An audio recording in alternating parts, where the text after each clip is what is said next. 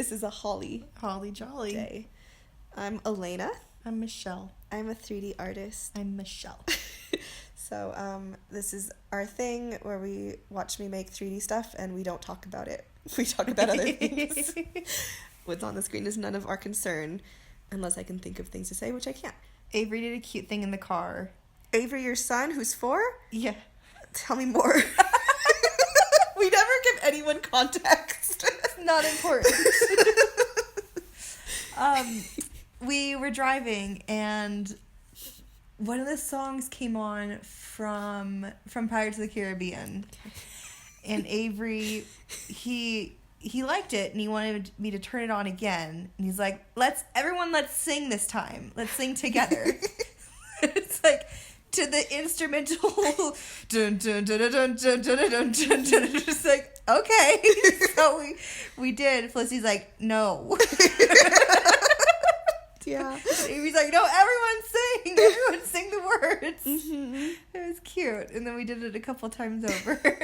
It felt like he wanted more people. He was saying something about that, right? Like, the other cars will hear and they'll also sing with us. He wanted everyone in all the buildings and all the stores to hear. It's a good, just bring the world together. It was cute, yeah.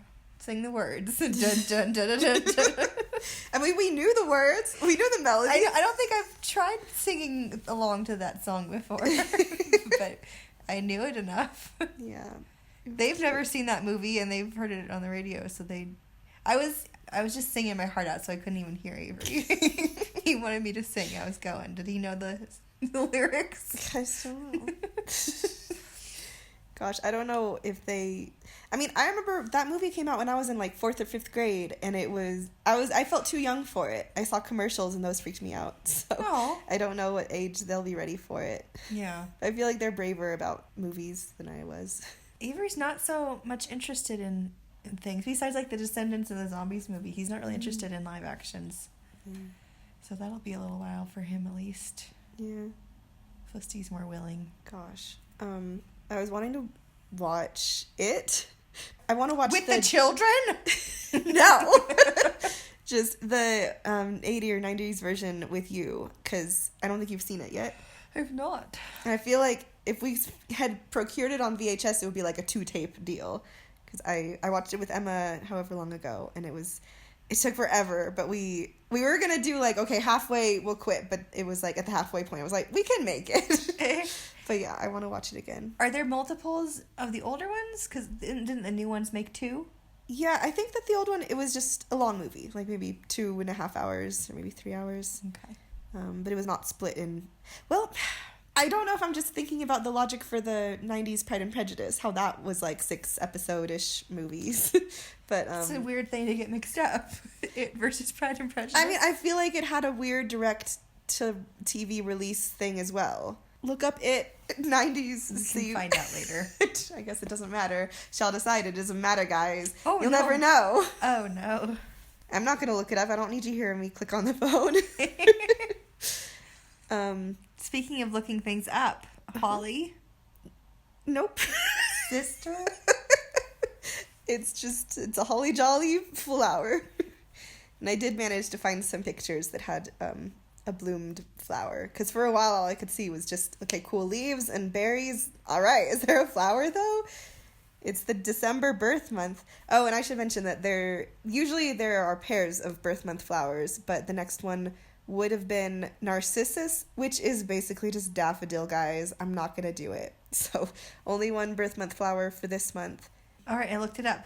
It can mean Christmas, protection, resilience, good fortune, rebirth, foresight, and the death of Christ. My.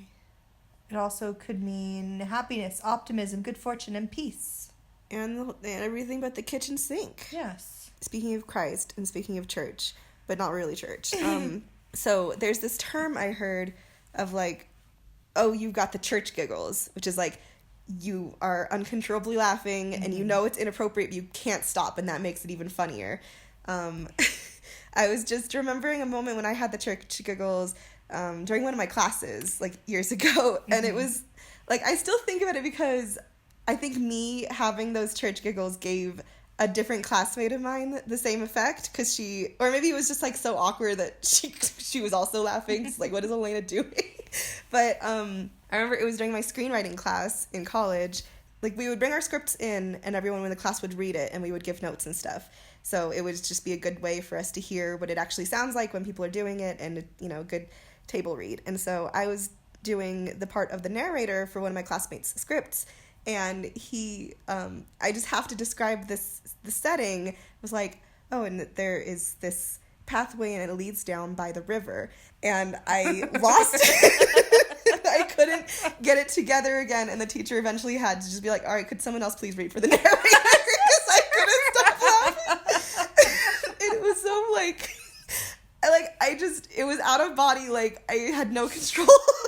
And it's like, I hope that the guy whose script I was reading knew it wasn't about anything he did. Like, he just had the misfortune of using a turn of phrase. Yeah. That, like, okay, and I was hanging out with some of my friends from that class later, and I was just like, what sucks is it's not even a funny skit. But it just got me so good. Yeah. So, for everyone who doesn't know, that's the SNL skit from however long ago. I think David Spade was in it. He was so young in it, too. Yeah. Just this guy is talking about how he's like a life coach or something, but he's talking about how he lives in a van down by the river, and it's good. Yeah, it is good.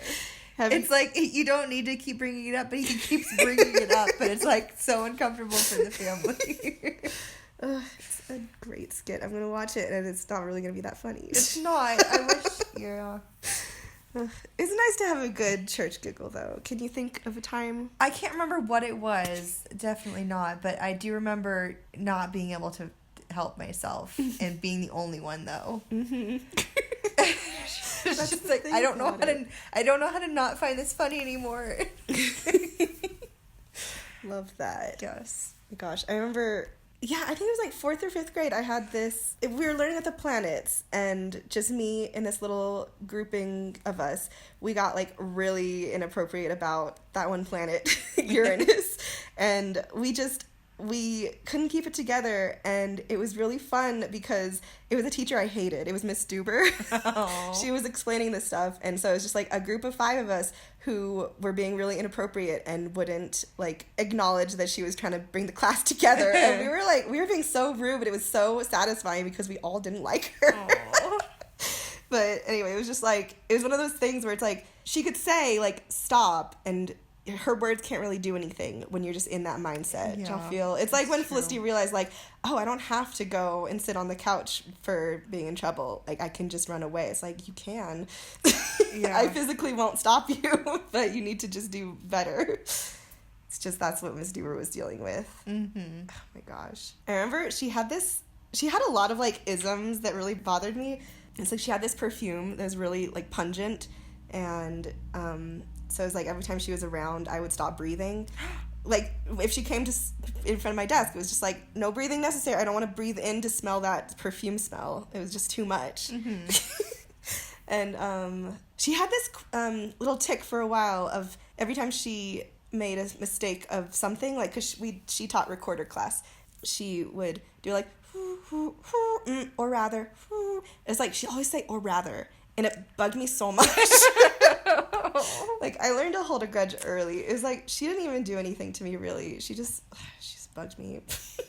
I never had to deal with her. She was the librarian, too, wasn't she? I think so. Or maybe just, like, her office was by the library. Yeah, I think she wore a lot of hats because she taught choir, too. Yeah, I think she worked with the really littles, and then she did music, and then I thought she worked in the library sometimes, but either way, it was never anything that I would have had to do with her, ever. Yeah. Gosh, it's weird thinking that, like, your teacher, Miss Correa, or Mrs., I don't know, she once taught my class some Spanish. Oh. It's like, she already had a class full time. Why was she having to teach some randos, some other kids in a random grade? I don't know. Cute. I think when I was in 7th grade, we had a math teacher across the hall, and she was the other grade's full-time teacher, so I think they just did weird things. Tiny little school. Yeah. Gotta mix and match. Oh my gosh. I remember, so it's like at that school, it was a Catholic school, and so I think it was every other week that we had to go to Mass.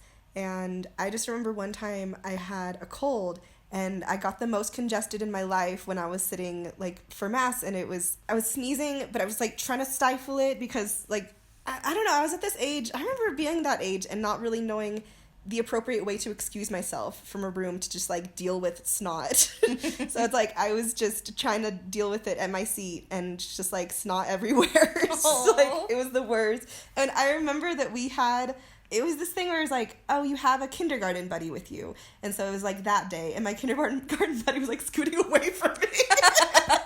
Which I understand because I was so gross. Yeah. Like, I didn't know how to deal with it. Aww.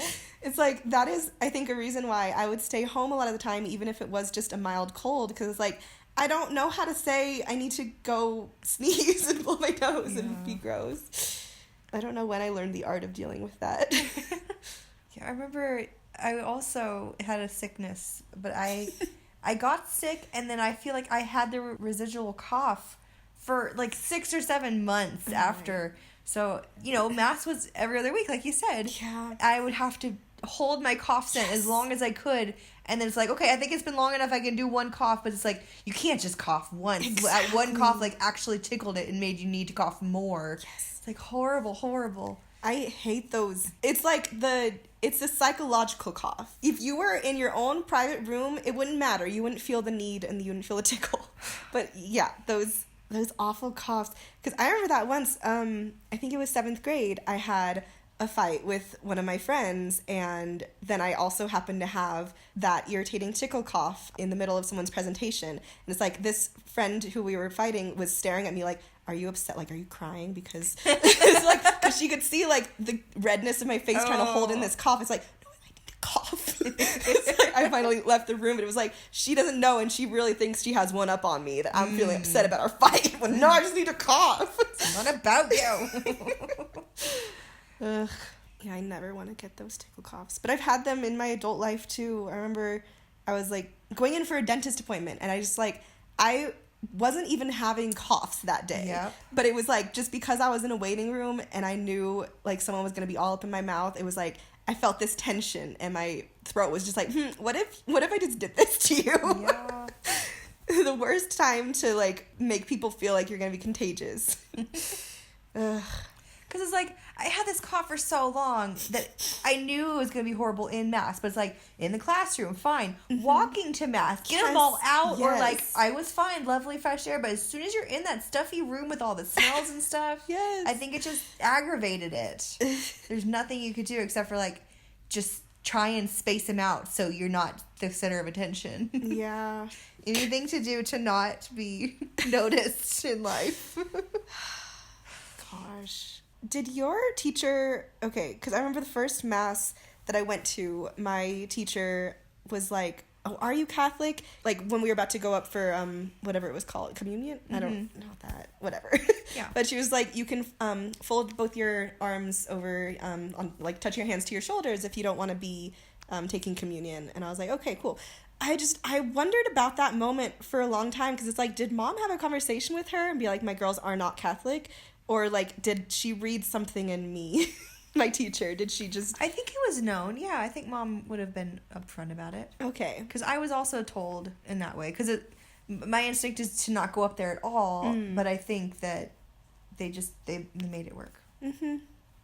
Because it's also just acceptable for any time, really. Yeah. But they don't want you to stay in your pew because you have to go out and then in the other side. Yeah, create a roadblock. Yeah. Felicity had a funny thing she said. I don't remember. I think she'd been getting a lot of boo-boos on her knees. So I think she had one of her legs up, so she was looking at it. But we were about to go somewhere, and so she said, well, let me just pull this pant down. Love that. Just one pant leg. Just this pant down. Gosh, I love their innovations in language. They are both doing gymnastics. Yes. How was Felicity's? Because I heard about Avery's already. I think she was doing great. It is a lot more advanced and more things that she is interested in, I think would help her grow and be like actual gymnastic stuff. So I think she's really going to like it. But I felt like the teacher is so young. It's like, was she like 18? I don't even know, but she was so young.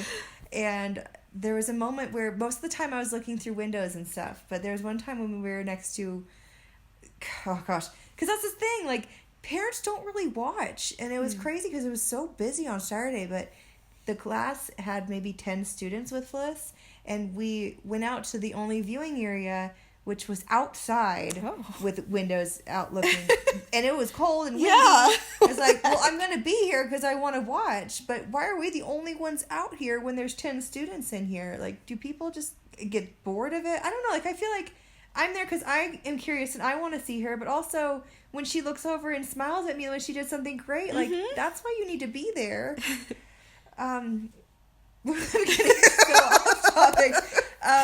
So she was doing stuff. Okay, anyway, so that same room that had the windows on the side also had this like tiny little window next to the door where they walked in. So when they started in this small room, they went to this big room, we watched over there, and then they went back to the small room. But when they went back to the small room, we kind of followed behind them, and then we saw that little window by the door. So we stayed inside and stayed warm, and we watched through the door, but we could also hear better.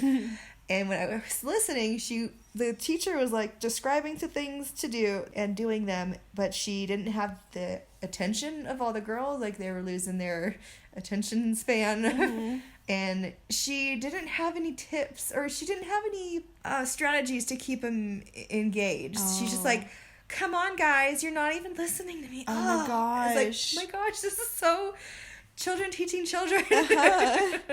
Gosh, awkward. Yes. So eventually she's going to be in a different class anyways, and I hope that one goes better.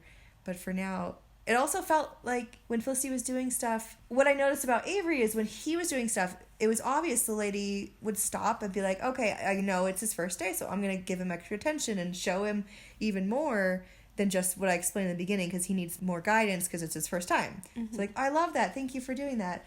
But she didn't really do that with Felicity. It was like she would say it, and then she would like show one thing with her body and then move on when Felicity still didn't get it. It's like, I want you to care more and be more like, Felicity's not trying to do it a different way. She just doesn't understand. You need to like show it better or help her, like go over. But gosh, these young kids. I saw that Felicity got a cool leotard type of thing. I didn't see what Avery was wearing.